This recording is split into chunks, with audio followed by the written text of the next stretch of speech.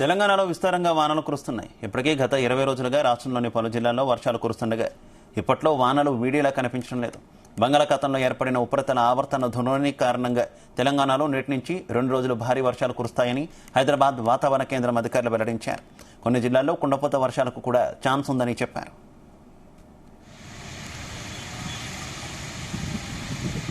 నేడు మంచిర్యాల, నిర్మల్, నిజామాబాద్, జగిత్యాల, ఆదిలాబాద్, కొమరంభీం, ఆసిఫాబాద్, అలాగే రాజన్న సిరిసిల్ల, మహబూబ్ నగర్, వనపర్తి, ఖమ్మం, మహబూబాబాద్, సూర్యాపేట, వికారాబాద్, జయశంకర్, భూపాలపల్లి, ములుగు, భద్రాద్రి, నారాయణపేట జిల్లాల్లో భారీ వర్షాలు కురిసే ఛాన్స్ ఉందని చెప్పారు.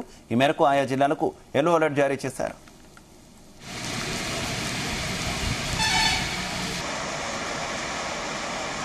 భారీ వర్షంతో పాటు బలమైన ఎదురుగాలులు కూడా వీస్తాయన్నారు. గంటకు 30 నుంచి 40 కిలోమీటర్ల వేగంతో గాలులు వీస్తాయని చెప్పారు. ప్రజలు అప్రమత్తంగా ఉండాలని వాతావరణ శాఖ సూచించింది. ఇప్పటికే భారీ వర్షాల కారణంగా వాగులు, కాలువలు పొంగి పొర్లుతున్నందున ప్రజలు అప్రమత్తం చేసింది. ఇక హైదరాబాద్లో వాతావరణం పొడిగా ఉంటుందని చెప్పారు. ఉదయం మేఘాలు కమ్ముకున్నా సాయంత్రానికి వర్షం కురిసే ఛాన్స్ ఉంది. వర్షం నేపథ్యంలో జాగ్రత్తగా ఉండాలని జీహెచ్ఎంసీ అధికారులు స్పష్టం చేశారు.